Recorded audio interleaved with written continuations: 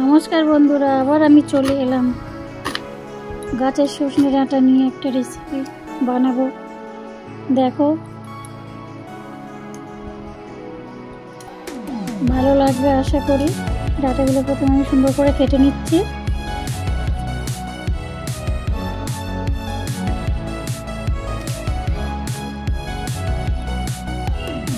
নিরামিষ করব আজকে।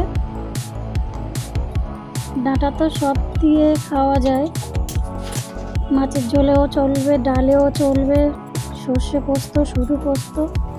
আমি আজকে করব আলু দিয়ে বড়ি দিয়ে একটা রেসিপি করব। দেখো, আমি কড়াইতে একটু জিরে ফোড়ন দিলাম আর শুকনো লঙ্কা দিলাম, দিয়ে আলুগুলো ওর উপরে দিয়ে দিচ্ছি একে একে। দেখো,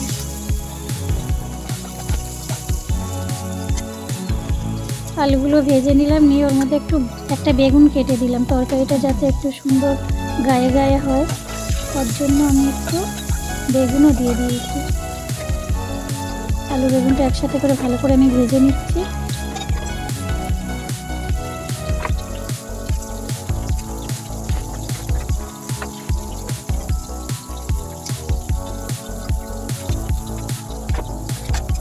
একটু ভাজাটা ভালো হলে তরকারির টেস্টটা ভালো হবে। আলু বেগুনটা ভাজা হয়ে গেছে, আমি এবার তুলে নিচ্ছি।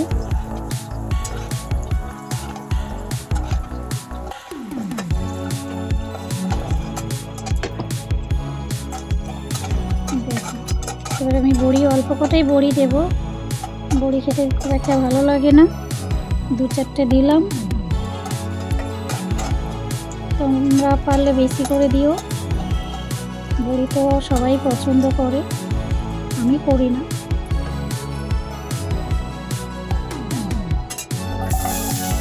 দেখ, এবার ডাঁটাগুলো দিয়ে দিলাম। ডাঁটাগুলো একটু নাড়িয়ে চাড়িয়ে এর মধ্যে আমি আলুগুলো মিশিয়ে দেব। দেখুন, আলুগুলো মিশিয়ে দিলাম, ওগুলো একটু নাড়িয়ে চাড়িয়ে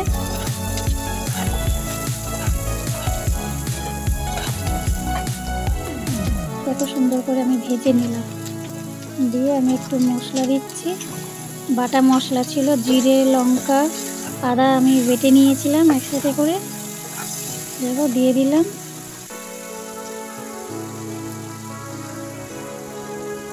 স্বাদ মতো নুন দিয়েছি, একটু হলুদ দিলাম।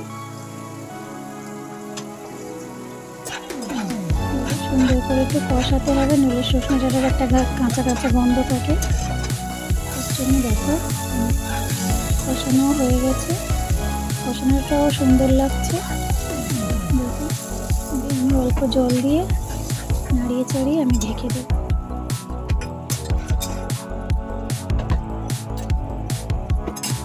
দেখো, আমি বড়ি দিলাম, দিয়ে আমি ঢেকে দিলাম।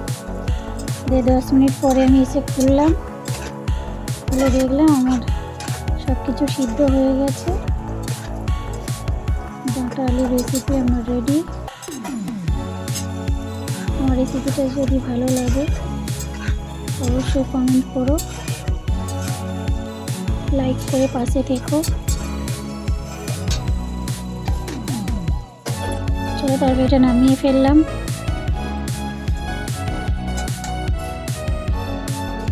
তোমরাও বানাও, বানিয়ে আমাকে জানিও কেমন লাগছে খেতে।